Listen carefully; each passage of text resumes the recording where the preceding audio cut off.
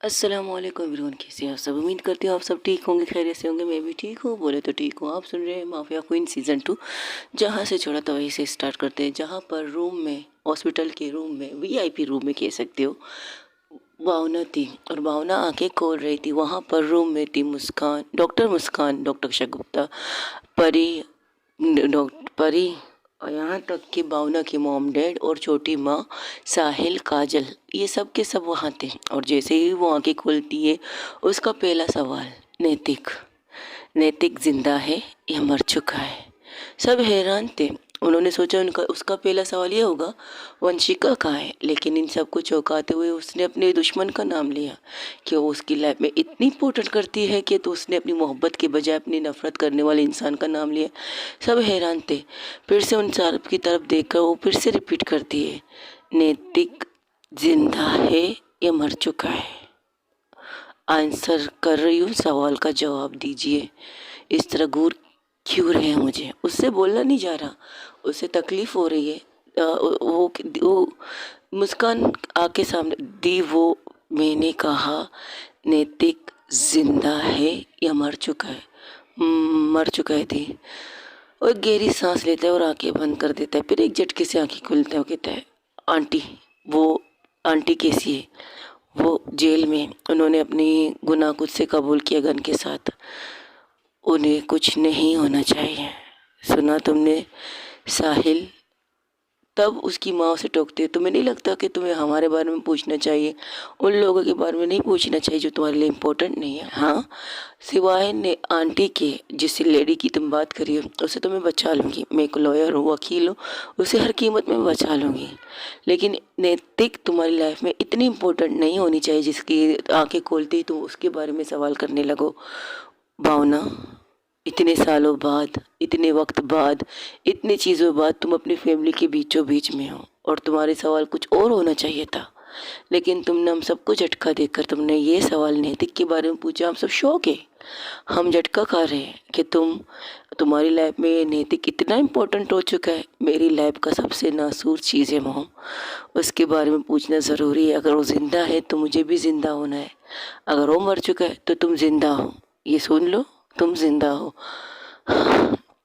यही तो प्रॉब्लम है। तो डॉक्टरी साहिबा, आपने मुझे बचा ही लिया आखिर। वो मुस्कान की तरफ देखकर कहता है और मुस्कान को अपने पास आने की इशारा करता है। थोड़ा पास आई थी वो, ज़्यादा करीब नहीं आई थी बैठ के। तो वो आके कस के उसको हक करने की कोशिश करता है।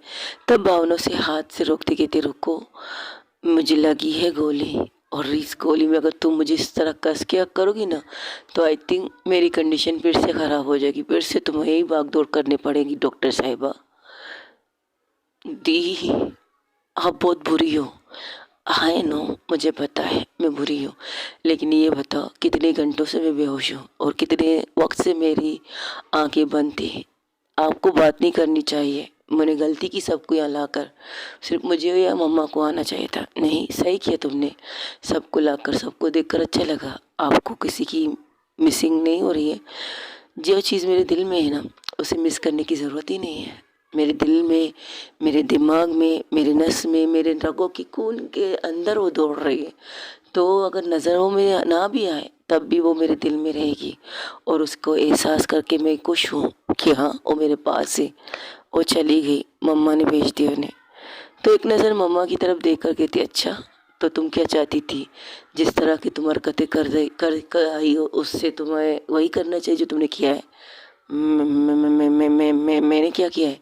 बंदूक की नोक पर वंशिका को यहाँ लाने की गलती, तुम्हें पता है ना वो मेरे लिए क्या है। फिर भी तुमने ये गलती कर ली। आपको कैसे पता चला। आप तो बेहोश थे।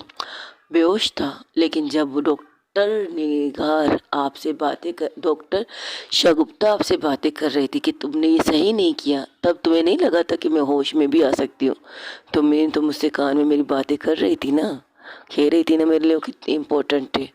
तो मैं होश में थी, लेकिन इतनी होश में नहीं थी कि तुम्हें जवाब दे सकूं। अब होश में हूँ। दी, इसके बारे में हम बाद में बात करें। ठीक है, लेकिन ये गलत था। मॉम ठीक कहती है। मॉम ने हमें पहले ही कहा था कि हम किसी से प्यार ज़बरदस्ती नहीं करवा सकते, न किसी से प्यार ज़बरदस्ती कर सकते हैं। अगर कोई हमसे प्यार करता है ना, उस प्यार की कदर अब बात मत कीजिए थी प्लीज़। नहीं, कितने घंटों बाद होश में आए, इसके बाद तो बात करना बनता है ना। जो हरकत तुमने की उसके बारे में तुम्हें डांटना पड़ता है ना। हाँ, आप मुझे डांट सकती है, मुझे कोई प्रॉब्लम नहीं, लेकिन इस वक्त आपको आराम की ज़रूरत है दी। Please trust me, I am sorry. अगर वो नहीं करती तो वो नहीं आती, लेकिन आने लाने का फ़ायदा हुआ तुम्हें वंशिका को यहाँ लाने का कोई फ़ायदा हुआ?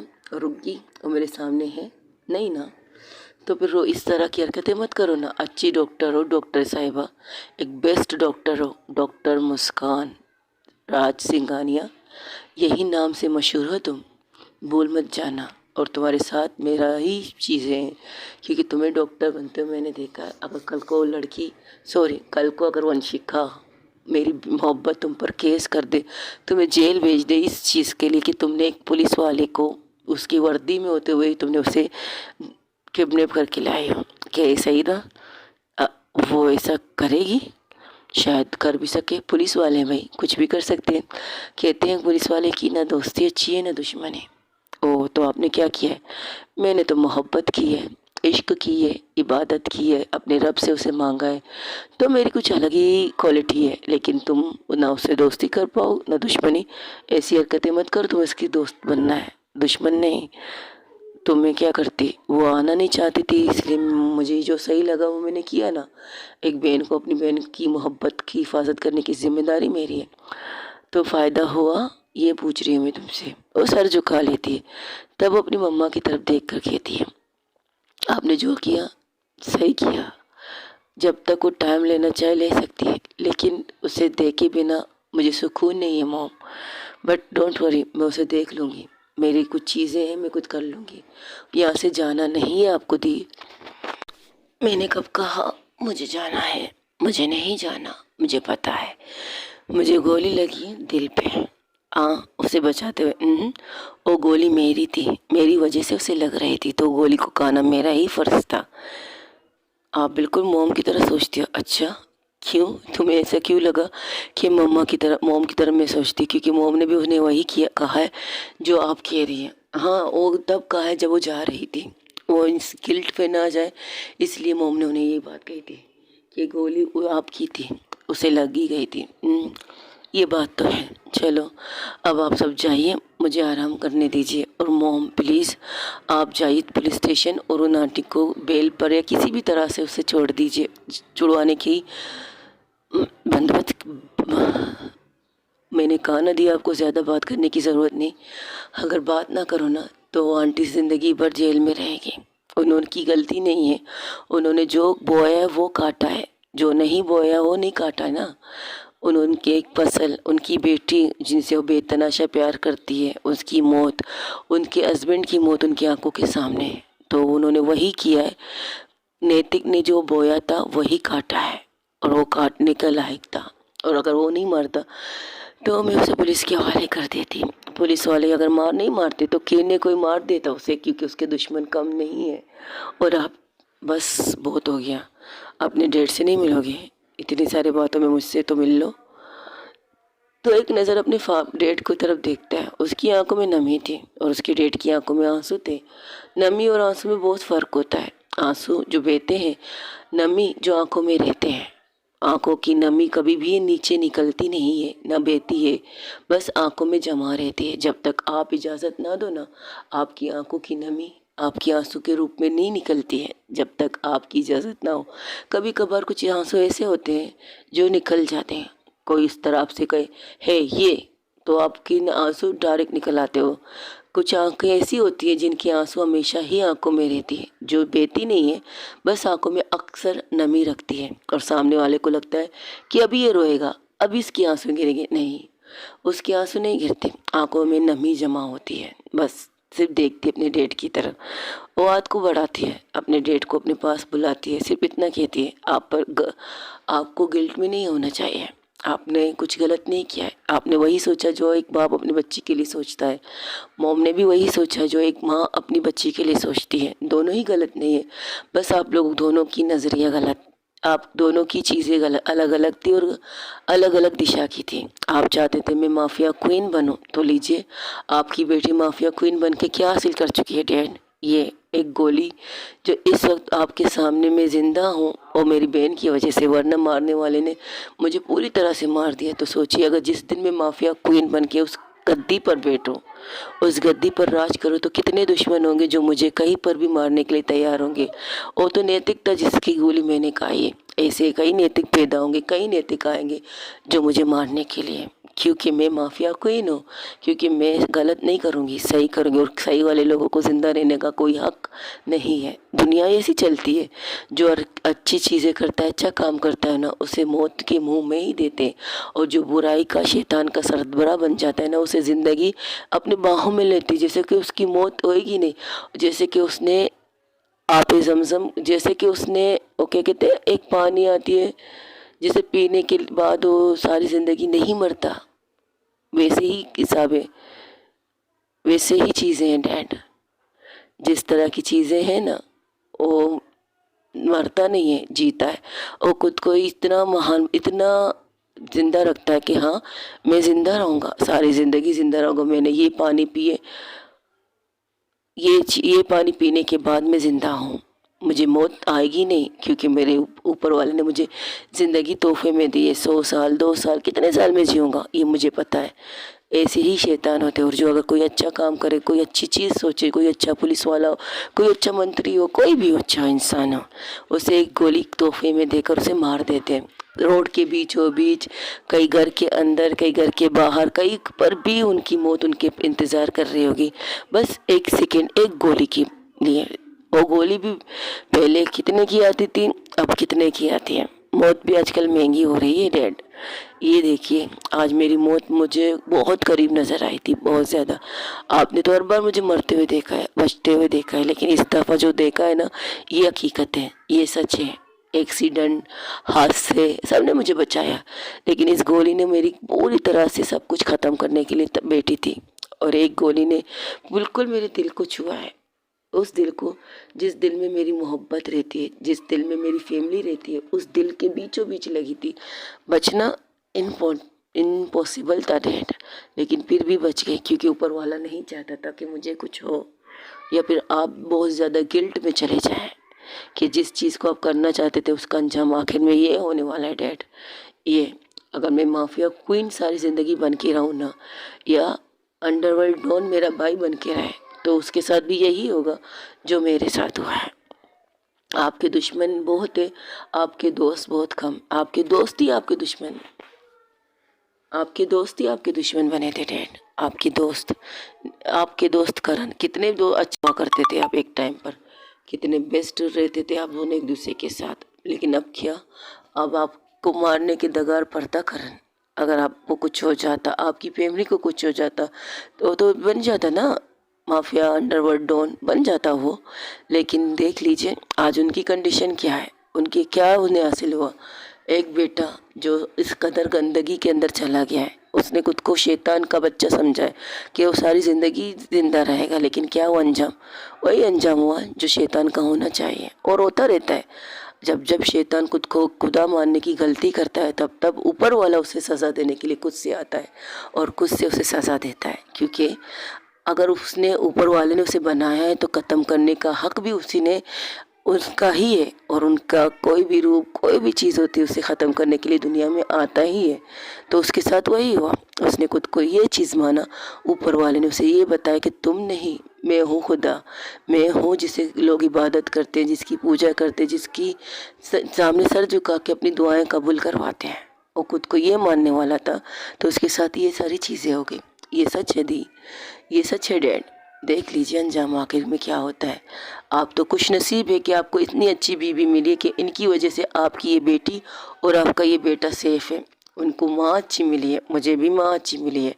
उसकी माँ, छोटी माँ अच्छी है, क्योंकि उन्होंने अपने बेटे को अक्सर ये कहा है कि बुराई अच्छी चीज़ पर हावी नहीं होती है। जितनी भी हावी करने की कोशिश करो बुराई को अच्छी चीज़ पर, लेकिन कभी ना कभी हार बुराई की ही होती है, जीत अच्छाई की होती है। यही चीज़ हमारी माँ ने सिखाया है, हमारे मोम ने हमें सिखाया है। तो देख लीजिए आज जीता कौन है, हारा कौन है, आप देख लीजिए। और करण ने पाया क्या, खोया क्या। करण ने जिस बेटे को बचाया था, हम सबसे छुपाया था, आज उस बेटे को इस कदर बेदर्दी से मौत मिली है डैड। जिसकी हकदार वो है, वो था भी, लेकिन इस तरह की मौत वो डिज़र्व करता था। हाँ, करता था शायद, वो इसी मौत पर डिज़र्व करता था, लेकिन इस तरह से नहीं। सज़ा होती शायद वो सुधर जाता, लेकिन नहीं। कहते हैं ना, कुछ कुत्ते ऐसे होते हैं जिनकी दुम को 1000 साल तक अगर एक पाइपलाइन में डाल के दफन करें, मिट्टी के 7 फुट नीचे और ज़्यादा गहराई में दफन करें, तब भी निकालोगे तो यही तेरी की तेरी रहेगी। और नैतिक वैसे ही बनता था डैड, वैसे ही हरकतें करता था। तो उसकी deserve it, cheese deserve it, उसे मिल गया वो चीज़, बस इतना कहना है। अब आप सारी चीज़ें ख़त्म कीजिए, मैं जेल जा रहा हूँ। ठीक है, आपको बचाने वाली मोम है, वो आपको बचा लेगी, क्योंकि आपने कुछ किया है नहीं। अगर आपकी जो भी सज़ा है वो आपको मिलेगी डैड, क्योंकि कानून कानून होता है। और हाँ, हर इंसान को ये बताना ज़रूरी है कि जितना भी कानून से तुम बचने की कोशिश करो, एक ना एक दिन तुम उस कानून के लपेटे में ज़रूर आओगे। बुराई कभी भी जीतती नहीं है। अगर आप बुरे नहीं हैं तो आपको कुछ होगा नहीं। अगर आपने कुछ गलतियाँ की हैं, कुछ सज़ा के हकदार तो आप होंगे डैड, मैं भी होंगी, क्यों नहीं होंगी, क्योंकि मैंने भी बहुत सी गलतियाँ की हैं। लेकिन देखते क्या होता है, मुझे भी सज़ा मिलेगी। अगर कानून को मैंने तोड़ा है तो सज़ा का हकदार मैं भी हूँ। मैं अपना इलाज करवा के फिर कुछ सोचूंगी। लेकिन आपको जाना है डैड, आपको जाना चाहिए, क्योंकि गलतियाँ कभी नहीं होती। और आप यकीन रखिए कि मॉम आपको ज़्यादा सज़ा होने नहीं देगी, क्योंकि बुराई के अंदर आप थे नहीं, आपका नाम इस्तेमाल किया गया है। आप जाइए, मैं ठीक हूँ, अपना ख्याल रखिएगा। मॉम प्लीज़ आप इनके साथ जाइए, और साहिल, काजल, तुम दोनों अब छोटी माँ को लेकर घर जाओ। मुझे अकेले रहना है थोड़ी देर के लिए। मुस्कान मुस्कान और शगुफ्ता, तुम दोनों भी बाहर जाओ। आंचल, परी, तुम आंचल के पास जाओ, उसको तुम्हारी ज़रूरत होगी। और तुम सबको भेजोगी तो क्या अकेले क्या करोगी? कुछ दिन तनहा नहीं रहना चाहती हो। और तुम क्या करोगी? कुछ देर अकेले में रहना चाहती हो, खुद से बातें करना चाहती हो, खुद को फेस करना चाहती हो, जब खुद को यकीनन बना के किसी के सामने खड़े होकर नेकी हिम्मत करना चाहती हो। ये उसके लिए कबूल करना इम्पॉसिबल है कि एक माफिया क्वीन से वो प्यार करती है। हाँ, अगर एक टीचर होती तो समझ में आता उसे, लेकिन एक माफिया क्वीन, एक अंडरवर्ल्ड डॉन की बेटी, शायद ये उसके लिए प्रॉब्लम बन रही है। शायद कल को उसकी वर्दी पर यही सवाल उठाया जाएगा कि उसे दुनिया में कोई मिला नहीं, उसे दुनिया में एक ही इंसान मिला है। अगर वो लड़की से प्यार करती है तो चलो लड़की से प्यार करती है, समझ में आता है, लेकिन एक अंडरवर्ल्ड डॉन की बेटी और एक माफिया क्वीन से प्यार करती है, ये तो नहीं पता था उसे। और उसकी वर्दी पर भी सवाल उठेंगे, कई ऐसे सवाल उठेंगे जिसका जवाब उसे देना पड़ेगा। और मैं नहीं चाहती उसे इन चीज़ों के सवालों का सामना करना पड़े, बिल्कुल भी नहीं चाहती।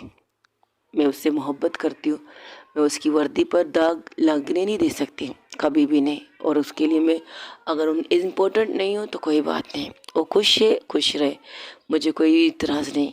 मैं अपने आप को कभी सामने लाऊंगी नहीं कि मैं माफिया क्वीन में हूँ, लेकिन दुनिया को मुझे पता है होना पड़ेगा कि मैं राज सिंघानिया की बेटी हूँ, एक अंडरवर्ल्ड डॉन की बेटी हूँ। तो उन्हें बताना ज़रूरी है, क्योंकि मैं एक वाकई अंडरवर्ल्ड डॉन की बेटी को इस चीज़ को मैं बदल नहीं सकती। इसलिए मैं कुछ से कुछ अकेले वक्त रहना चाहती हूँ। आप सबको काम इसलिए दे रही हूँ, अगर आप सब यहाँ रहे तो आप परेशान होंगे। और सबसे पहले आप लोग कुछ खा लीजिएगा प्लीज़, इतना तो यकीन है। शायद जिस दिन से मुझे गोली लगी, जिस टाइम से मुझे गोली लगी, आप सब लोगों ने ना कुछ खाया ना कुछ पिया होगा। नहीं, शगुफ्ता ने एक चाय दी अभी थोड़ी देर पहले, चलो अच्छी बात है, वैसे अच्छी बहू है शगुफ्ता। और हाँ Muskaan, your life partner so beautiful and so intelligent. दी, ओहो दी की बच्ची, डॉक्टर नी साहिबा, आप जाइए अपनी गर्लफ्रेंड के साथ छोटा सा टाइम स्पेंड कीजिएगा, मुझे थोड़ी देर के लिए अकेला छोड़ दीजिए प्लीज़। और हाँ, हो सके तो या तो मेरा मोबाइल या तो मेरा लैपटॉप या कुछ भी मुझे दे दीजिएगा प्लीज़। इससे क्या करना है, कुछ काम है अधूरे, उन्हें पूरा करना है, और शायद मैंने कर भी लिया है, लेकिन भरोसा नहीं है उस अधूरे काम को अंजाम तक पहुंचाऊंगी नहीं। और हाँ डॉक्टर साहिबा, यहाँ आइए, आपसे कुछ बात करनी है मुझे। वो जब आती है सामने, उसका हाथ पकड़ती है, वो कहती है, देखो मैंने तुमसे एक वादा किया था, जिस दिन मुझे लगेगा कि मुझे तुम्हें बता देना चाहिए तुम्हारा डैड कौन है, मुझे नहीं जानना, पूरी बात पूरी नहीं हुई मेरी। और तुम्हें जब मैंने कहा है, जब मैं बात करूँ तो मेरी बात को काटने की हरकत मत करना। आपको तकलीफ़ हो रही है दी, इस वजह से रोक रही हूँ आपको, वरना आपकी बात काटने की मुझे कोई भी चीज़ नहीं है। जितनी तकलीफ़ मुझे हो रही है उसे होने दो। उस तकलीफ़ से मुझे तो अपने दर्द का एहसास होता है। दर्द है, मिल जाता है, और गोली लगी है, कोई च्युइंगम तो का ही नहीं है ना जो कपड़े में लगी उसे निकालने के लिए तेल ऑयल क्या क्या लगाते हैं, वो नहीं, ये गोली है, इसकी छोड़ो तुम। आज मैं तुम्हें उस इंसान के बारे में बताना चाहता हूँ। मुझे नहीं जानना, मुझे उस इंसान के बारे में नहीं जानना जिसने मुझे मेरी माँ के पेट में देकर उसे छोड़ा था। जब उसे पता चला मेरी माँ बनने वाली है, तब उन्होंने उसका सपोर्ट किया। जब उन्हें पता चला कि उनकी कोख में एक लड़की है, तब उन्हें बेदर्दी से छोड़ दिया। एक औरत को, एक लड़की को स्ट्रगल करना कितना मुश्किल होता है ये तो सबको पता है, लेकिन जब बात ये होती है जब वो उसके पेट में बिना शादी के बच्चा हो, तो उनका स्ट्रगल डबल स्ट्रगल होता है दी। आपको अच्छी तरह पता है, लड़कियां ही पिसती है हर चीज़ के लिए। एक लड़की हो ना, ये लड़की है यहाँ नहीं जा सकती, लड़की है रात को निकल नहीं सकती, जॉब क्यों कर रही है, फैमिली इतना अच्छा खासा कमा रही है, बहुत सी चीज़ें लड़कियों को फेस करना पड़ता है। लेकिन सबसे ज़्यादा फेस वो तब करती है जब बिना शादी, बिना किसी रिश्ते के एक माँ बनती है। क्योंकि वो तो नहीं कहेगी कि मैं माँ बनना चाहती हूँ, लेकिन जब वो बनती है तो उसे गिराती भी नहीं है, क्योंकि वो एक ज़िंदगी को जन्म दे रही थी। मेरी माँ ने भी वही किया था, धोखा उस इंसान ने उसे दिया था, उसका अंजाम तो उसे बहुत बुरा ही भुगतना पड़ेगा। मुझे पता तब भी होता, तब मैं मार देती तुम उसे, यही कहना चाहती हूँ। जानती थी, लेकिन एक डॉक्टर को ज़िंदगी देने आना चाहिए, मौत नहीं, क्योंकि एक डॉक्टर के हाथों में ज़िंदगी होती है, मौत नहीं। याद रखो इस बात को। तुम्हारा जितना भी गंदा दुश्मन क्यों ना हो, तुम्हारा जितना भी जानलेवा दुश्मन क्यों ना हो, लेकिन जब वो तुम्हारे सामने मौत और ज़िंदगी के बीच में आए ना, तो तुम्हें अपने फ़र्ज़, अपने कर्तव्य, अपनी चीज़ों पर फोकस करना चाहिए। यू आर द डॉक्टर, तुम एक डॉक्टर हो। एक डॉक्टर का फ़र्ज़ ये कहता है कि तुम्हें इसे बचाना है, किसी भी कीमत में बचाना है। लेकिन अगर इस बीच वो मर जाए तो मर जाए तो वो बात अलग है, लेकिन अगर वो तुम्हारा दुश्मन हो, अगर तुम्हारे सामने मर जाए तो तुम पर ही केस आएगा, क्योंकि सामने वाला यही कहेगा तुमने उसे जानबूझ के मारा है, क्योंकि तुम्हारा दुश्मन था ये। तो उन लोगों को मुंह बंद करने के लिए तुम्हें 100% उसे बचाना चाहिए, चाहे वो मरने के बिल्कुल करीब हो। 100 से सिर्फ 1% उसे बचने का है, तो तुम्हें उस 100 से 1% को 100 में कन्वर्ट करके उसे बचाना है। सुना तुमने, 100 में कन्वर्ट करके उसे बचाना है, और सामने वाले को ये बताना है कि तुम मेरी नफ़रत के लायक हो, तुम मेरी मौत की, मौत मेरी हाथों में होना चाहिए। लेकिन देख लो, आज तुम जिस इंसान के सामने खड़े हो, जिस इंसान के सामने लेटे हो और मौत और ज़िंदगी के बीच में है, वो एक डॉक्टर है। अगर एक नॉर्मल इंसान होती, नॉर्मल लड़की होती ना, तो मैं खुद से तुम्हें चाकू से, एक बंदूक से, किसी चीज़ से भी मार देती। लेकिन तुम एक डॉक्टर के सामने आए हो, तो डॉक्टर का फ़र्ज़, डॉक्टर की कसम से इस चीज़ से रोकती है कि उसे मारने से, अपने दुश्मन को मारने से रोकती। अगर बाहर तुम मिले होते ना, और बाहर में ये भी भूल जाते मैं एक डॉक्टर हूँ, लेकिन तुम मेरे हॉस्पिटल में आए हो और तुम्हें बचाने की जिम्मेदारी अगर ऊपर वाले ने मुझे दी है, तो मैं अपना 100% दूंगी तुम्हें बचाने के लिए। ये तुम्हारे लफ्ज़ होने चाहिए, ये नहीं इसने मेरे साथ ये किया, मैं इसे मार डालूंगी, इसका जान ले लूँगी, बिल्कुल भी नहीं। ये करने की ज़रूरत नहीं पड़ेगी तुम्हें। अगर जब तुम एक डॉक्टर हो, जब तुम्हारे गले में ये वाइट कलर का कोट लटका हो, ये जो कहते हैं ना जिससे दिल की धड़कन सुनते हो, ये तुम्हारे गले में लटका हो, और ये वाइट कलर का कोट तुम्हारे कंधे पे हो, तब तुम एक परफेक्ट डॉक्टर हो। अगर वो इंसान इस टाइम तुम्हारे सामने है, तो तुम उसे मार नहीं सकती, बचा सकती हो, मार नहीं सकती। गुस्से को कंट्रोल कर सकती है, खुद को अंदर से, जो अंदर से तुम्हारा ज्वाला निकलने की ख्वाहिश रख रहा है, उसे तुम्हें खुद से सुकून करना पड़ेगा, खुद से शांत करना पड़ेगा। ये तुम्हारे इम्तिहान होगा। और मैंने तुम्हें पर इतनी मेहनत नहीं की है कि तुम अपने नफरत के दुश्मन को देखो, उसको मौत की मुँह देने की सोचो। इसलिए तो तुम डॉक्टर नहीं बनी हो ना, तुम्हारी मोम ने तुम्हें डॉक्टर बनने के लिए कहा है। वो हैरान हो जाते, आप कहना क्या चाहती है। तुमने एक बार जिक्र किया था, जब हमने कहा था तुम्हें कहाँ जाना है, तुम्हें क्या करना है, तो तुमने क्या कहा था कि एक लेडी आई थी सपने में, उन्होंने कहा मुझे डॉक्टर बनना है। मुझे लगा मम्मा है, तो मैंने कहा ठीक है मैं बन जाऊंगी।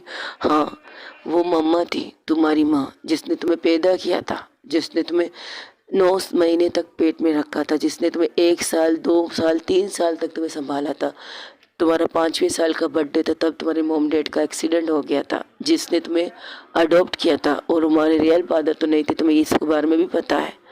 हाँ, मम्मा की डायरी मिली थी, और लेकिन मम्मा की डायरी में वो तस्वीर नहीं थी जिस इंसान ने उन्हें धोखा दिया है। हाँ, उन्होंने उनके बारे में सब कुछ लिखा था, किस तरह उनसे मिले थे, किस तरह उनके ज़रिए वो राज सिंघानिया से मिले थे और नीलम सिंघानिया से मिले थे, सारी चीज़ें उन्होंने लिखी थी। लेकिन उस इंसान की तस्वीर नहीं थी, उसके अंदर तस्वीर थी, मैंने निकाली थी, सिर्फ डायरी तुम्हें दी थी, क्योंकि उस टाइम तुम यंग थी, तुम्हारा खून में जोश बहुत था और तुम गुस्से में कहीं उसी को नुकसान पहुंचाने के लिए अपने करियर को बर्बाद ना करते। नए नए जवानी की जोश थे, खून गर्म था, तो इसलिए तस्वीर निकालना ज़रूरी था। और सबसे इम्पोर्टेंट तुम्हारी करियर, तुम एक डॉक्टर बन रहे थे, अगर वो तस्वीर तुम्हारे सामने होती तुम गुस्से में कुछ से कुछ भी कर लेती।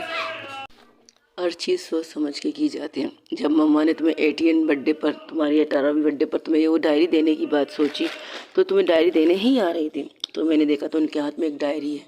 तो मैंने पूछा तो ये क्या है? उसने कहा था तुम्हारी डायरी है, तुम्हारी माँ की ख्वाहिश थी कि जब तुम 18 साल की हो जाओ, तुम्हारे बर्थडे हो, तो उस टाइम पर तुम्हें दे दे। रात के 12 बज रहे थे शायद उस टाइम पर, नहीं 5 मिनट कम थे, तो मैंने डायरी दी थी। मैंने डायरी पढ़ी नहीं है, नहीं ये नहीं पढ़ी है, लेकिन जब उसके अंदर मैंने तस्वीर देखी है तो मैंने उसे निकाल दिया, ये सोच के कि अभी इस वक्त इस तस्वीर की तुम्हें ज़रूरत नहीं थी। हाँ, एक तस्वीर डाली थी जो तुम्हारी फैमिली की थी, तुम्हारे मॉम की, तुम्हारे डैड की, जिसने तुम्हें संभाला, जिसने तुम्हें 5 साल तक एक बेटी की तरह प्यार दिया। अगर जिंदा होते अब भी तुम्हें वो बेटी की तरह प्यार दे देते, लेकिन मौत उन पर हक होती है, उनकी मौत हो गई।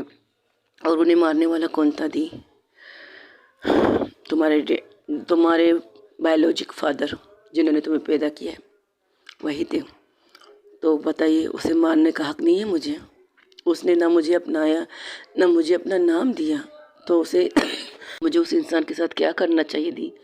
हाँ, देखा जाए या सोचा जाए तो मैं वही करना चाहिए जो तुम करना चाहती हो, लेकिन करियर तुम्हारा था, इम्पोर्टेंट था। और तुम्हारी मोम से मेरी मोम ने वादा किया है कि तुम्हें वो लाइफ देगी जो लाइफ तुम डिज़र्व करती हो। जो वो लाइफ नहीं देगी जो तुम्हारे डैड चाहते हैं, वो नहीं। तुम्हारे डैड का सोचना होगा कि तुम कहीं रो रही होगी, बिलबिला रही होगी, कहीं तुम धक्के खा रही होगी, क्या कर रही हो, कुछ नहीं, भीख भी मांग रही होगी। लेकिन मेरी माँ ने उसका उल्टा किया है। मेरी माँ ने उसे ये बताया कि मैं अगर एक जिम्मेदारी ले सकती हूँ तो मैं उस जिम्मेदारी को पूरी तरह निभाऊंगी। और अगर तुम्हारी माँ ने तुम्हें डॉक्टर बनने के लिए कहा है तो तुम्हें 100% डॉक्टर में बनाऊंगी। और देख लो आज तुम कहाँ खड़ी हो। आज उस इंसान की हार हुई है, वो इंसान वैसे भी हार चुका है, लेकिन इससे बढ़कर हार क्या होगी? जिस बच्ची को उसने लाचार बनाने के लिए, जिस बच्ची को दर बदर की ठोकर खाने के लिए छोड़ दिया था, आज वो तो लड़की कहाँ है, वो बेटी कहाँ है? वो एक डॉक्टर है, एक आर्ट सर्जन है, आर्ट सर्जन, दिल की डॉक्टर। इतना बड़ा लक़ब है तुम्हारा डॉक्टरी की लाइफ में कि जब तक ऊपर वाले की दुआओं से, ऊपर वाले की चीज़ों से तुम एक डॉक्टर बनी हो, और तुम उसकी ही वजह से, ऊपर वाले की वजह से एक बेस्ट डॉक्टर बन चुकी हो। जो लोग इस ऑपरेशन से डरते थे, मेरा ऑपरेशन है, इस ऑपरेशन से तुम्हारी गर्लफ्रेंड, तुम्हारी लाइफ पार्टनर डर रही थी, वो ऑपरेशन तुमने किया। तो सोचो तुम्हारे ऊपर वाले ने तुम्हारे हाथ में कितनी रहमत है, कितनी शिफाहत दी है कि तुमने मेरी जान बचाई है। वो गोली जो बीचों बीच दिल के अंदर लगी है, उसका निकलना इम्पॉसिबल है, लेकिन देख लो तुम्हारी वजह से मैं ज़िंदा हूँ, हर बातें भी कर रही हो, बात भी कर रही हो तुमसे, देख लो। पर अब मुझे उसके बारे में जानना नहीं है, तुम्हें जानना चाहिए। तो सुनो तुम्हारे बायोलॉजिक फादर का नाम है करण सिंह, नैतिक करण सिंह तुम्हारा छोटा भाई है। नैतिक करण सिंह तुमसे छोटा है, और गौतम करण सिंह तुमसे तीसरे नंबर पर आता है, या ये कहो तुम्हारे सौतेले भाई हैं। और शौक हो जाती है, वो 2 कदम पीछे ही जाने वाली होती तो जो, लेकिन उसका हाथ भावना के हाथ में था, तो उसे पकड़ के अपने पास खींचते हैं। ये नहीं हो सकता दी, वो शैतान मेरी फैमिली नहीं हो सकती। आई नो वो तुम्हारी फैमिली नहीं है, किसने कहा तुम्हारी फैमिली है? वो तुम्हारा बायोलॉजिक फादर है। बायोलॉजिक का मतलब समझते हो ना? बायोलॉजिक फादर और अडॉप्टिव फादर कुछ और होता है। उसने तुम्हें सिर्फ पैदा किया है, तुम्हें संभाला नहीं, तुम्हारी केयर नहीं की, तुम्हारी रात भर जागा नहीं, तो she is not your father, she is biologic father with you. लेकिन वो जिसने तुम्हें अडॉप्ट किया, जिसने तुम्हारा अपना नाम दिया, वो तुम्हारा रियल फादर है। मुझे उसे बाप भी नहीं कहना, तो बस ख़त्म करो इस बात को। इसलिए कहना चाहती थी। मिलना चाहोगी उससे? नहीं, उनके हशर देखकर तो मैं उनको बिल्कुल मिलना नहीं चाहूँगी, अब तो बिल्कुल भी नहीं मिलना चाहूँगी। लेकिन हाँ, पेशेंट तो मेरे हैं, क्योंकि उनका इलाज मैं ही कर रही हूँ। तो इम्तिहान है तुम्हारा। देखना चाहती हूँ कि करण सिंह की नफ़रत इतनी हद तक है, या तुम्हारी ये भावना दी की मोहब्बत, जो अभी थोड़ी देर मैंने तुमसे पहले कहा था तुमसे कि डॉक्टर हो, डॉक्टर बन के सोचो। तो फिर देखते आपको नफ़रत जीतेगी या मेरी मोहब्बत, जो मैं तुमसे करती हूँ, तुम पर बेहिसाब भरोसा करती हूँ। जाओ, जो करना है करो, लेकिन याद रखो, अगर आज करण सिंह को कुछ हुआ ना, तो मैं ये नहीं सोचूंगी कि एक डॉक्टर उसकी खुद की कंडीशन की वजह से हुआ है। नहीं, मैं ये सोचूंगी कि मैंने अपनी बहन को इतनी मोहब्बत दी, इतनी बात समझाने के बावजूद मेरी बहन ने अपनी नफ़रत में उसे मार दिया है। वो एक नज़र अपनी दी को देखती है और वहाँ से निकल जाती है, तो उसके पीछे शगुफ्ता को आंखों से इशारा करती है वो वंश भावना। तो उसे कहती जाओ, उसे संभालो, मुझे पता है वो टूट रही है, वो रोना चाहती है, चीख के रोना चाहती है, क्योंकि उस इंसान को वो मारना चाहती थी बचपन से। शायद जब से उसने होश संभाला, जब से उसे पता चला कि वो जिसको रियल फादर मानती थी वो रियल नहीं है, उसका बायोलॉजिक फादर कोई और है, और वो सारी चीज़ें जब उसे पता चली है, जब उसने 18 बर्थडे के टाइम पर उसने अपनी मॉम की डायरी पढ़ी है, सब कुछ उसे पता चल गया, तो उसका नफ़रत करना बनता है, बहुत ज़्यादा बनता है। लेकिन अब उसके नफ़रत का टाइम नहीं है, वो एक डॉक्टर है, अपने नफ़रत को एक तरफ उसे रखना है, देखना है कि वो एक डॉक्टर की हद कैसे पार करेगी और वो अपनी दी की उस चीज़ को कैसे तोड़ेगी जिस चीज़ से उसकी दी ने उसे बांधा है, उसकी नफ़रत को उससे बांधा है। यही मैं भी देखना चाहती हूँ। जाओ तुम, और आप सब भी जाइए, मुझे थोड़ी देर के लिए अकेला छोड़ दीजिए। भावना, जब भावना की माँ उसकी तरफ देखती, उसके पास आती, उसके बोरेट पर किस करके कहती है तुम ठीक हो, उसकी आंखों से एक कतरा आंसू, जो जब से वो आंसू जो उसकी आंखों में रुके थे, बस एक कतरा, एक आंसू निकलता है एक आंख से, दूसरी आंख से बहने की इजाज़त वो अब भी नहीं देती, बस इतना कहती हाँ मैं ठीक हूँ, देख लीजिए आपके सामने हूँ। ये आंखों से थोड़े से पानी इसलिए निकल रहे हैं क्योंकि मैं इसे इजाज़त दे रही हूँ, थोड़े से दूसरी आंखों से बहने की इजाज़त तो मैं बिल्कुल नहीं दूंगी। आप जाइए, मुझे आराम करने दीजिए और डेड को बचाने की पूरी तरह से तैयारी कीजिए। और हाँ, उस आंटी को पूरी तरह से बचाएगा। वो जेल में जाने के हकदार नहीं है, उन्होंने बहुत कुछ खोया है, अपनी बेटी अपनी हस्बैंड को खोया है, और मैं चाहती हूँ उन्हें कुछ हो ना जाए। डोंट वरी, मेरे होते हुए उन्हें कुछ नहीं होगा, अपना ख्याल रखो, बस इतना मैं कहना चाहती हूँ। ये कहकर सब आराम आराम से वहाँ से चले जाते, सिवाय परी के। परी वहाँ पर खड़ी थी, तो परी आराम से कदम बढ़ाते हुए उसके पास आती, उस चेयर में एक चेयर था, उसे टीक करके उसके ऊपर बैठती है और झुकती है। दिल कर रहा है तुझे कस के थप्पड़ मारूं, गोली तो लग चुकी है, अब तुम थप्पड़ मारना चाहती, शौक से मारो, मुझे कोई इतराज़ नहीं। बुरा लगा, इतनी बड़ी सच मैंने तुमसे छुपाया कि मैं अंडरवर्ल्ड डॉन की बेटी हूँ। हाँ बुरा लगा, लेकिन इस बात की अच्छाई है कि तुमने मुझे नुकसान कभी पहुँचाया नहीं, तुमने कभी मुझे डाल बना के कहीं भेजा नहीं है, किसी चीज़ के लिए मुझे इस्तेमाल नहीं किया है। इस बात की सबसे ज़्यादा खुशी है मुझे, जानती हो, मुझे पता है तुम्हें इस बात की ही खुशी होनी चाहिए, और मैं तुम्हें क्यों इस्तेमाल करूं। ये लड़ाई सिर्फ मेरी थी, मेरी मतलब मेरी और नैतिक की, और मैं अपनी लड़ाई में अपने मॉम डैड को शामिल ना करूं तो तुम तो फिर मेरी बेस्ट फ्रेंड हो, तो मैं कैसे शामिल कर सकती हूँ। वैसे तुम्हारे फादर कैसे मिलने आए तुमसे? नहीं, वो खुश है अपनी रियल बेटी के साथ, मैं भी खुश हूँ तुम्हारे साथ, मुझे किसी की ज़रूरत नहीं है। समझ गई मैं। अब ये बताओ कि हमें टीचर अब भी बनना है या नहीं बनना है, क्योंकि लास्ट सेमेस्टर आ रहे, लास्ट एग्ज़ाम आ रहे हैं, वंशिका और परी को पेपर देने हैं। वो एक आईपीएस ऑफिसर है, वो पेपर देंगे, क्यों नहीं देंगे, अगर हम लोग कहेंगे तो वो पेपर देंगे। मेरी वाली तो दे देगी, तुम्हारी वाली तो पता नहीं, दे देगी। अगर एक टीचर एक स्टूडेंट से कहेगी तो ओ ओ ओ एक्सक्यूज़ मी, एक टीचर एक स्टूडेंट से कहेगी वो नहीं देगी। हाँ, अगर एक लाइफ पार्टनर, एक गर्लफ्रेंड अपनी गर्लफ्रेंड को समझाए कि पेपर देना उसको ज़रूरी है, उसका नाम ख़राब ना हो जाए टीचर का, तो शायद तुम्हारी गर्लफ्रेंड दे दे। तो ये फर्स्ट टाइम था जो परी उसको बात करती है, उसके चेहरे पर एक प्यारी सी स्माइल आती। इसी तरह स्माइल करती रहो, जब से होश में आई हो तुम्हारे चेहरे पर सिर्फ थकान और एक दर्द है जो शायद तुम छुपाने की कोशिश कर रही हो। बातें अच्छी कर लेती हो तुम। हाँ अच्छा, मैं बातें अच्छी करती हूँ या प्यार भी बहुत अच्छी तरह करती हो तुम। अब पता चला कि तुम क्यों मोहब्बत में नहीं आना चाहती थी, तुम क्यों मोहब्बत से भागना चाहती थी, अब पता चला है वजह, और ये बहुत बड़ी वजह है। अगर किसी को पता है कि उसके सामने मौत और ज़िंदगी घूम रही है, और सबसे ज़्यादा मौत उसके सामने घूम रही है, तो उसे किसी से प्यार करने का हक नहीं होता क्या? होना चाहिए। प्यार को किसी का बस नहीं होता। प्यार अगर सोचा जाता ना तो कोई नहीं करता, कोई भी किसी से प्यार नहीं करता। लैला मजनू से प्यार नहीं करती, शीरिन परान से नहीं करती, और शहनशाह अकबर नूरजहाँ से नहीं करते ना। ताजमहल बनाया उनके प्यार के नाम पर, सस्सी पुन्नू इतने सारे प्यार करने वालों के नाम हैं। अगर उन्होंने सोचा होता तो ये चीज़ होती क्या? नहीं ना। सस्सी पुन्नू प्यार करते थे ना एक दूसरे से, हीर रांझा प्यार करते थे ना एक दूसरे से।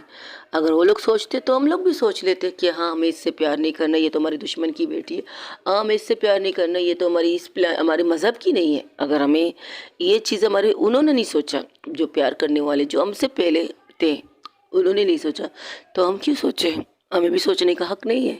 प्यार खुद ब खुद हो जाता है।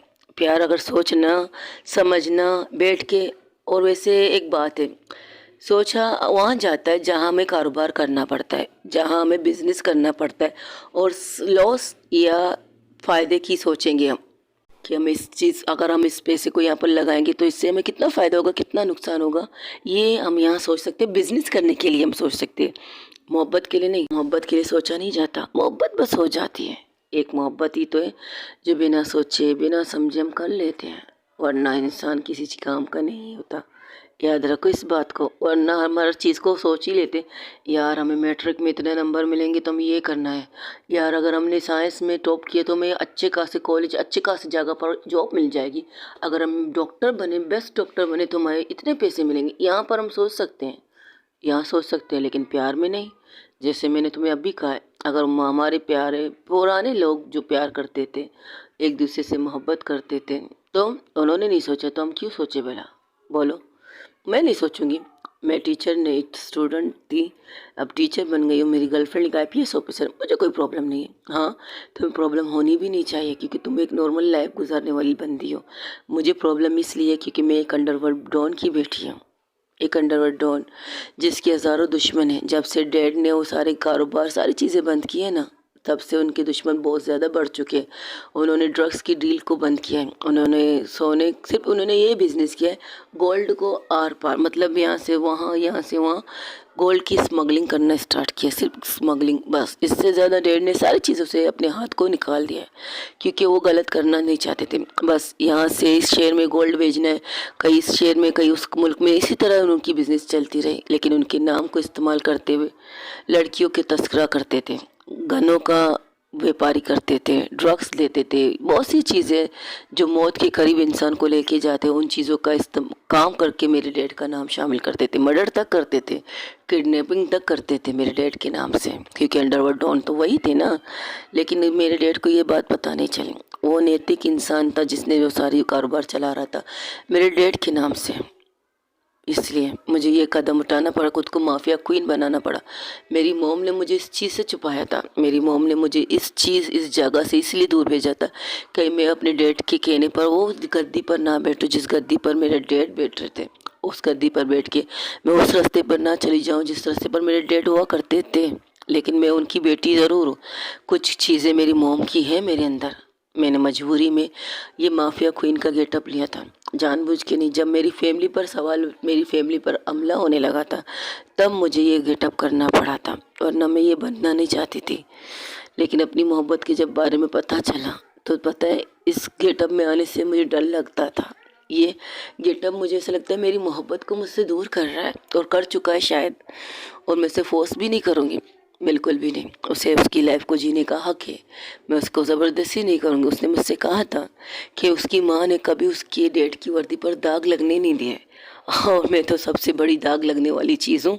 अगर वो मेरे साथ रहे कड़ी होगी ना तो लोग उसे कहेंगे ये लो, खुद तो अच्छी अच्छी बातें ज्ञान देती है लेकिन उसके पार्टनर एक माफिया अंडरवर्ल्ड डॉन की बेटी है। ये सुनना मुझे पसंद नहीं। अब हमारी ज़िंदगी में क्या होगा मुझे नहीं पता, लेकिन इतना पता है कि मुझसे बेतनाशा प्यार करती हूँ। मैंने ये सब कहा था उससे कि वो चाहे भी तो मैं उसे खुद से दूर करने नहीं दूंगी, लेकिन ये सोचती हूँ क्यों।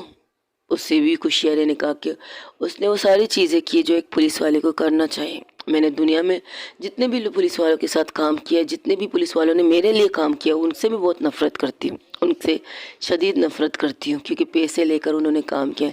लेकिन वंशिका राय एक वाहिद पुलिस वाली है, एक वाहिद, जिसकी वजह से मुझे पुलिस वालों पर भरोसा करने को दिल करता है, भरोसा करने को दिल करता है। लेकिन जब कमिश्नर ऐसा निकला तो मुझे फिर से मेरा दिल टूटा। लेकिन आईजी को देखती हूँ तो फिर से मेरे दिल में एक इज्जत आ जाती है पुलिस वालों के लिए। हाँ, करप्शन हर जगह है, हर चीज़ के अंदर करप्शन है। अगर पुलिस वालों को देखा जाए, पुलिस वालों के अंदर है। अगर मेडिकल लाइफ में देखा जाए, डॉक्टरों के अंदर भी ही करप्शन है, हर चीज़ में। यानी कि इंसान के कोई चीज़ में खुश नहीं है। अगर खुशी चाहिए तो अपने में खुश रहो, किसी की चीज़ों पर देख कर नहीं, किसी की चीज़ों पर दिल लगा कर नहीं। एक इंसान होता है ना, जैसे कि मुझे उसकी खुशियाँ बर्दाश्त नहीं होती तो मैं उसकी खुशियों को अपनी आंखों से निगलने की तैयारी करती, आंखों से उसकी खुशियों को जैसे कि बसम ख़त्म करने की ख्वाहिश रखती हूँ। एक असद की आंखें होती हैं, असद की आंखें जो कहती कुछ नहीं है लेकिन बस आंखों से आपको तबाह बर्बाद करने के लिए काफ़ी होती हैं। अगर आप अपनी फैमिली के साथ खुश हैं, अपनी फैमिली के साथ हंस के बात करें, अपनी फैमिली के साथ खाना खा रहे हैं, लेकिन एक आंख से एक आंख, एक इंसान की दो आंखें ऐसी होती है जिसमें हसद होता है, जो आपको बर्बाद, आपको ख़त्म, आपको निस्त नाबूद करने के लिए तैयार रहता है। वो होती है हसद की आंखें। अगर आप खाने के दौरान आपको खांसी बहुत ज़्यादा आ रही है तो ये गौर कीजिए कि कोई आपको खुशी से नहीं देख रहा, किसी की आंखों में आपके लिए हसद है। ऐसी लाइफ होती है यार। अगर हम कारोबार में, बिजनेस में अच्छे न हैं, हम अच्छे एम्प्लॉय हैं, तो वहाँ पर ऑफिस के लोग हम पर जलते हैं। वो लोग जलन फील करते हैं, ये बंदा तो बॉस का चाहता हो गया, ये बंदा तो ये हो गया, इसे बॉस की नज़रों से गिराना है। उसके लिए उस कदर गंदी गंदी चीज़ें करते हैं कि आखिर में वो इंसान अपने बॉस की नज़रों के सामने गिर ही जाता है, चाहे वो जितना भी अच्छा इंसान हो। ऐसी लाइफ है, ऐसी ज़िंदगी होती है यार परी। और मैं वंशिका को उस जोन में भेजना नहीं चाहती कि लोग उसे कहें एक अंडरवर्ल्ड डॉन से प्यार कर बैठी है वो। शायद वो इसी चीज़ को सोच रही है, मैं भी सोचूंगी।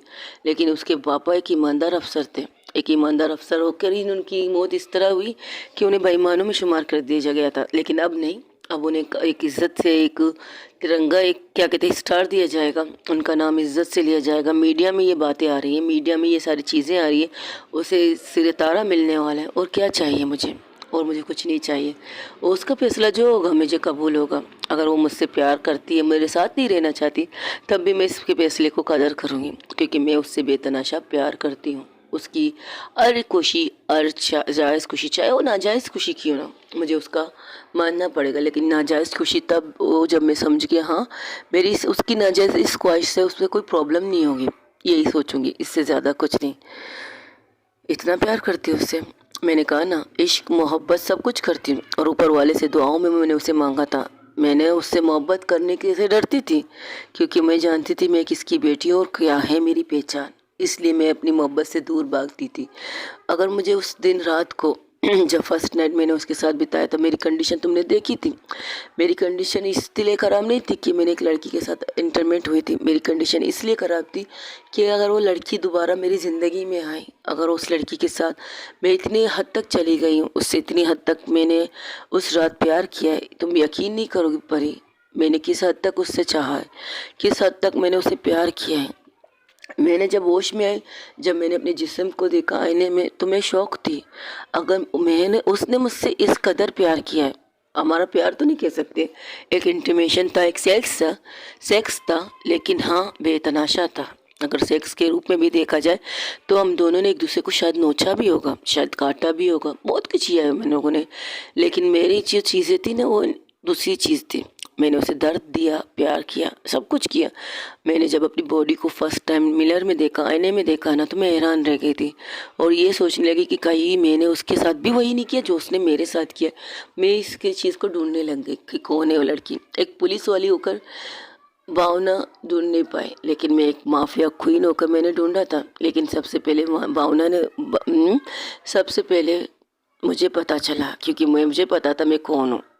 मैंने गलत तरीके से, किसी तरीके से पता लगा लेके मैंने जिसके साथ सेक्स किया वो भावना है। और उसे जब पता चला वो भी शौक हो थी, वो पुलिस वाली होकर उसने भी पता नहीं लगाया। और मैं एक अंडरवर्ल्ड डॉन की बेटी और माफिया क्वीन हूँ, तो मैं कैसे पता नहीं लगाती। जिस दिन मुझे पता चला था कि मैंने जिस लड़की के साथ वो सब किया है वो एक वंशिका राय है, वंशिका वंशिका है, तो मैं सोच में पड़ गई, मैं इससे दूरी बनाने लगी। लेकिन जब जब वो मेरे करीब आने लगी और उसकी आंखों में जो मैंने मोहब्बत देखी ना, उससे मैं डरने लगी, उससे और ज़्यादा दूर रहने लगी।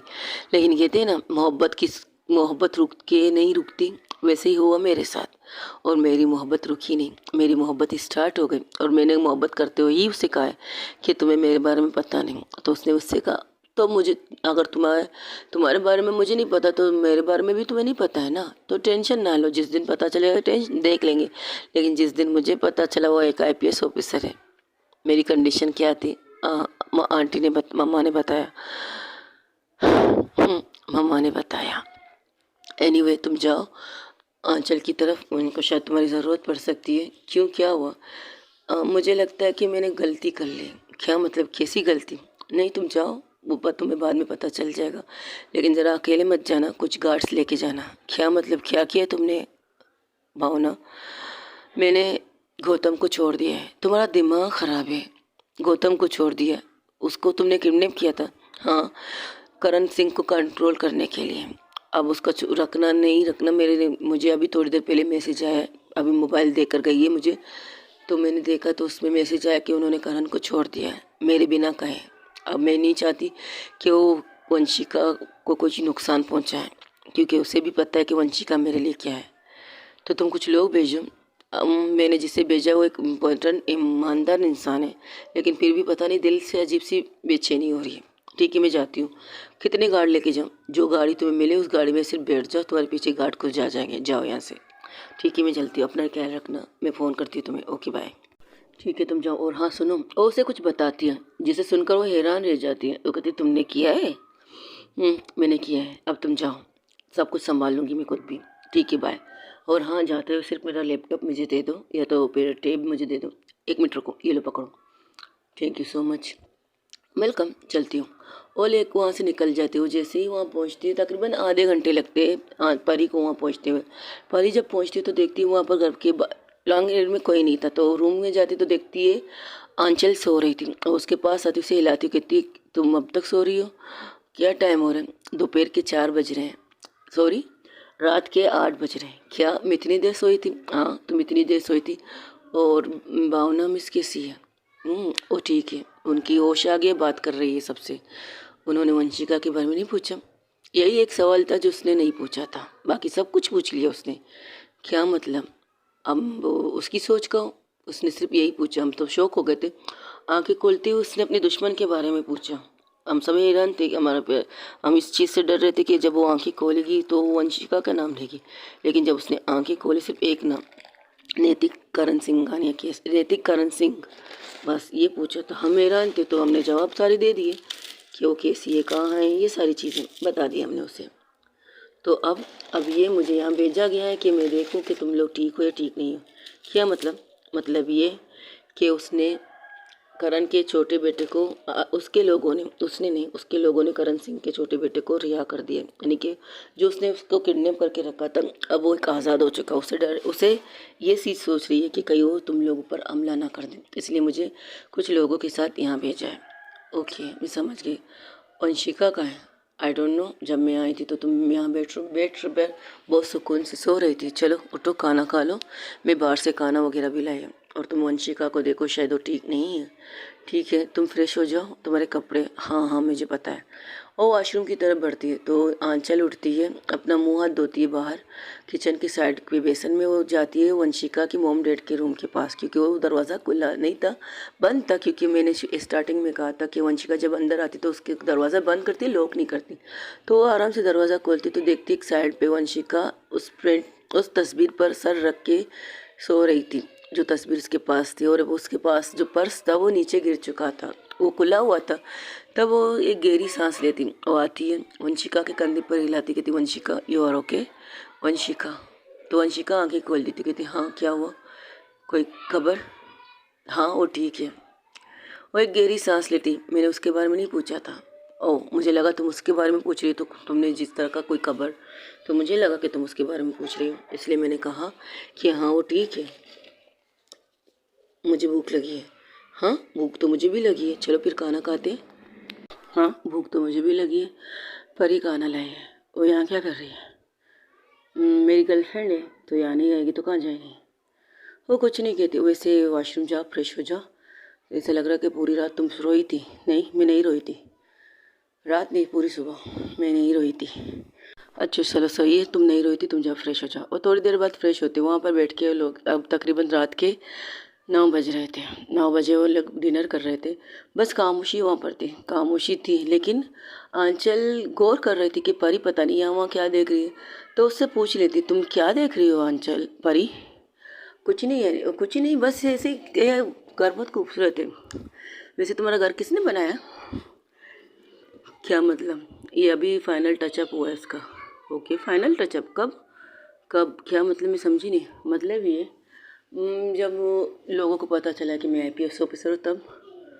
ओह अच्छा, अब समझ में आया कि उसने मुझे ऐसा क्यों कहा। किस क्या कहा? कुछ नहीं। बहुत खूबसूरत घर है तुम्हारी मॉम डैड का। हाँ, हमने बचपन यहाँ गुजारा था।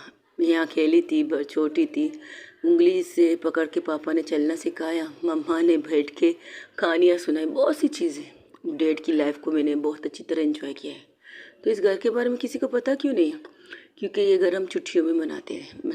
मतलब ये, जब हम पूरी लाइफ अपने मॉम डैड अपनी चीज़ों से तक जाते थे, कोई बहुत ज़्यादा तक जाते थे। डैड अपनी पुलिस लाइफ से थोड़ी सी छुट्टियाँ मिलती थी तो हम छुट्टियाँ मनाने के लिए हमारा ये कह सकते घूमने का जगह बन चुका था। ओ यू मीन टू से तुम लोग घूमने यहाँ आते थे? हाँ, यही कह सकती हो। तकरीबन मैं तब 8 साल की थी तो पापा की शिफ्टिंग हो गई, पापा यहाँ से चले गए। लेकिन हर छुट्टियों में हम यहाँ पर आते थे इंजॉय करने के लिए।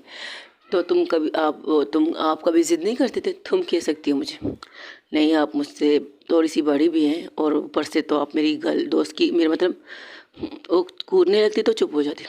मैं कह रही थी तो आप कहीं और जाने की ज़िद नहीं करते थे? नहीं, मुझे यहाँ आने में बहुत ज़्यादा मज़ा आता था अपने मॉम डैड के साथ। बहुत ज़्यादा मज़ा आता था। इस घर को फिर से मैंने सही इसलिए किया है क्योंकि मुझे यहाँ आना था किसी के साथ, उसके साथ यहाँ पूरी लाइफ गुजारनी थी। लेकिन अब क्यों, क्या अब नहीं रहना है?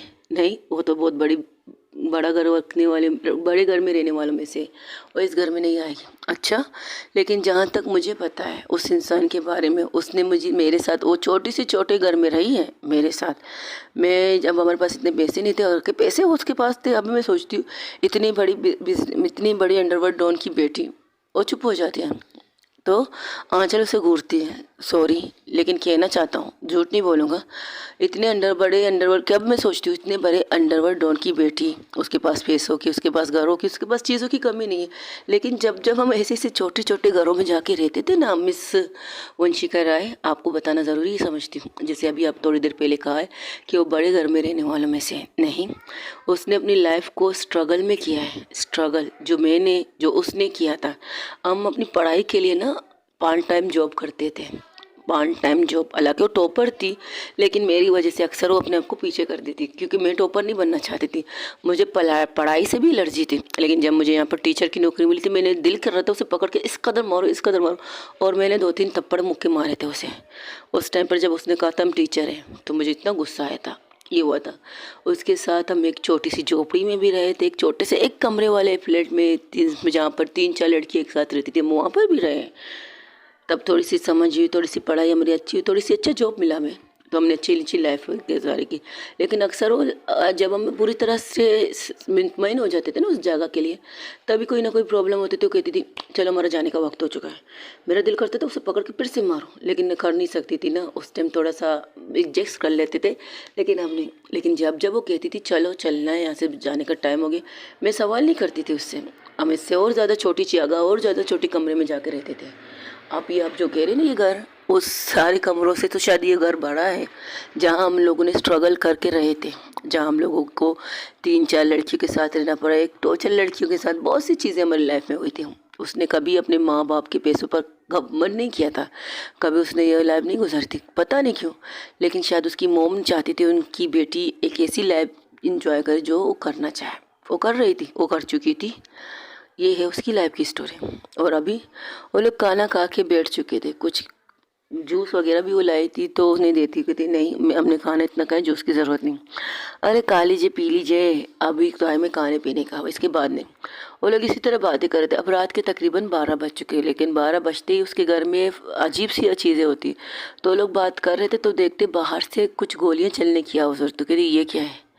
अरे बाप रे, आईपीएस ऑफिसर के घर में गोलियां चल रही है तो क्या होनी चाहिए। लेकिन इस जगह के बारे में किसी को नहीं पता है। तब वहाँ बाहर निकलती, लेकिन बाहर निकलने से पहले वो इंसान अंदर आ जाता है जो इंसान उनकी सेफ्टी के लिए, मैम आप बाहर नहीं जाइएगा। कौन है? वो कुछ कहता है। तो तुम हो वंशिका राय, तुम हो माफिया क्वीन भावना राज सिंघानिया की मोहब्बत, उसकी इश्क, उसकी इबादत, उसका जुनून तुम हो। तो कहता तुम कौन हो? ये तुम नहीं जानती, ये गौतम है।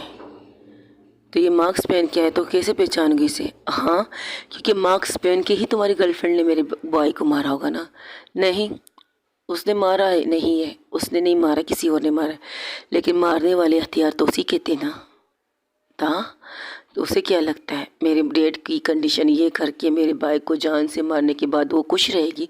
वो अपनी मोहब्बत के साथ, अपनी फैमिली के साथ खुश रहेगी। अगर तुम्हें मार दूँ, जैसे कि मेरे भाई ने कहा होगा आखिरी सांसों में, तो वो खुद ब खुद मर जाएगी और तड़प तड़प के मर जाएगी। तो वो ये क्या करती, उसके पास 10 से 20 लोग थे जो चारों तरफ से उसे घेर लेते हैं। अब तो मुझे और ज़्यादा खुशी होगी कि तुम्हारे साथ तुम्हारी दोस्त है, उसकी दोस्त भी है मिस परी। एम आई राइट? बहुत सुना है आपके बारे में।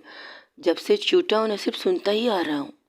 जब से मुझे साहिल की कैद से आज़ाद किया गया, तब से मैं सिर्फ सुन रहा था तुम लोगों के बारे में, तुम लोगों की पहचान के बारे में सिर्फ सुन रहा था। सुनते सुनते मैं यहाँ तक आया हूँ। तो सोचो मेरे अंदर कितना गुस्सा, कितना नफरत होगा। तुम्हारे पास मौका है, तुम्हारा डेड एक बेटा खो चुका है, इससे ऐसा ना हो कि तुम्हें दूसरा बेटा भी खोना पड़े। अच्छा, ऐसा क्या?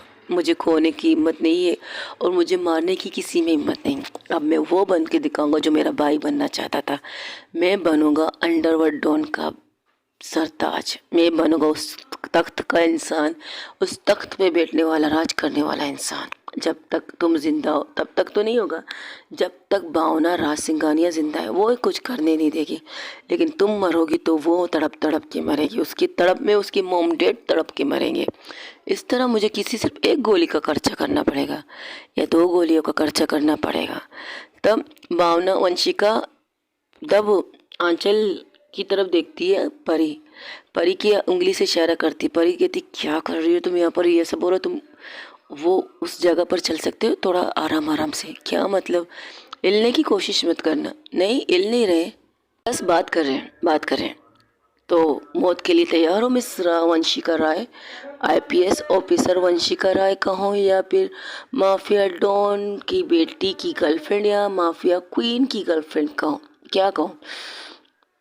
तो सिर्फ उसे घूरती है। तुम्हें क्या लगता है कि तुम मुझे मार के तुम बच जाओगे और तुम्हें ज़िंदा नहीं छोड़ेगी? उसके लिए तो उसे मुझे पकड़ना पड़ेगा ना। तुम्हें मारने के बाद ठीक 1 घंटे बाद मुझे यहाँ से उड़न छू होना है।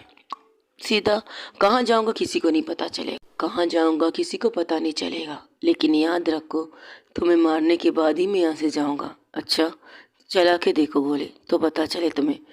यह इतना कॉन्फिडेंट तो ठीक है। वो फायरिंग करने चारों तरफ से इशारा करते हैं और जैसे ही फायरिंग होती है तो फायरिंग चारों तरफ से होने लगती है तो उनको लगता है उनको गोली लगी तो सब अपनी आंखें बंद कर लेते हैं। लेकिन ये क्या, गोली चलने के बाद, धुआं निकलने के बाद कोई चिल्लाना नहीं, कुछ गिरा नहीं। तो जब वो सारी लोगों के गन की गोलियां ख़त्म होती है तब वो सब हैरान हो जाते हैं। हैरान तो वंशिका भी थी, हैरान तो परी भी थी, हैरान तो परी नहीं थी, सॉरी, हैरान तो वंशिका थी, हैरान थी आंचल, और हैरान था वो बॉडीगार्ड जो से वहाँ पर रखा गया था। बॉडीगार्ड बहुत से जख्मी हो चुके थे बाहर, लेकिन ऐसे वो लोग हैरान थे, चारों तरफ घूर के देख रहे थे। तब वंशिका कहती ये क्या है? सेफ्टी? तुम इसलिए हमें यहाँ ला रही थी? हाँ, मुझे कहा गया था, इंस्ट्रक्शन दिया गया था कि जब तुम देखो कुछ ऐसी चीज़ें होने वाली है तो तुम्हें एक दायरे में रहना है। उस दायरे में रहकर देख लो फिर क्या होगा। अब हम सेफ है। इतना बड़ा दायरा, हाँ, सुकून से बैठ के खा पी सकते हो। वैसे ऑक्सीजन की भी कमी नहीं है इसमें, ऑक्सीजन सब कुछ भरपूर है। तो घूर के देखती है उसे, ये किसने किया मेरे घर के अंदर? अरे तुम्हें खुश होना चाहिए कि मेरे पास सेफ्टी है, वरना इनकी गोली से हम तो चल्ली पल्ली हो जाते ना, और फिर हमारी लाशें लेकर कहाँ ढूंढती भावना में। थैंक यू सो मच भावना। तब वहाँ पर एक आवाज़ गूंजती है, गौतम गौतम गौतम, तुमने क्या सोचा था कि अगर मेरे लोग तुम्हें छोड़ देंगे तो मैं तुम्हें भूल जाऊंगी? बिल्कुल भी नहीं गौतम, बिल्कुल भी नहीं। ओके गाइज, आज के लिए इतना ही। हो सके तो मेरे चैनल को लाइक, शेयर, कमेंट्स में सब्सक्राइब ज़रूर बताइएगा कि आप लोगों को मेरी आज की स्टोरी कैसी लगी। और हाँ, वो कैसे बच गए, ये भी ज़रूर कमेंट्स में बताइएगा। मेरा एक खास दोस्त ज़रूर बताना पसंद करेगा जिसे मेरे नामों से मिस्टेकन पकड़ने की आदत है, तो बताओ वो बचे कैसे। ठीक है, तुमसे बात करती हूँ मिस्टर जो भी, बस कमेंट्स में बताइएगा ज़रूर आप लोगों को मेरी स्टोरी कैसी लगी। टेक केयर, बाय बाय, दुआओं में याद रखिएगा। I love you so much guys. अपना ढेर सारा ख्याल रखिएगा। लाइट आ चुकी, वो काम बहुत ज़्यादा है इसलिए काम करने का टाइम है। रिकॉर्डिंग करना चाहती थी लेकिन बस अपना ये स्टोरी एंजॉय कीजिएगा। अल्लाह हाफिज़, टेक केयर, बाय बाय, दुआओं में याद रखिएगा। और हाँ, कमेंट्स में ज़रूर ज़रूर ज़रूर ज़रूर बताइएगा कि आप लोगों को आज की स्टोरी कैसी लगेगी। Thank you so much guys, अपना ढेर सारा ख्याल रखिएगा। I love you so much, bye.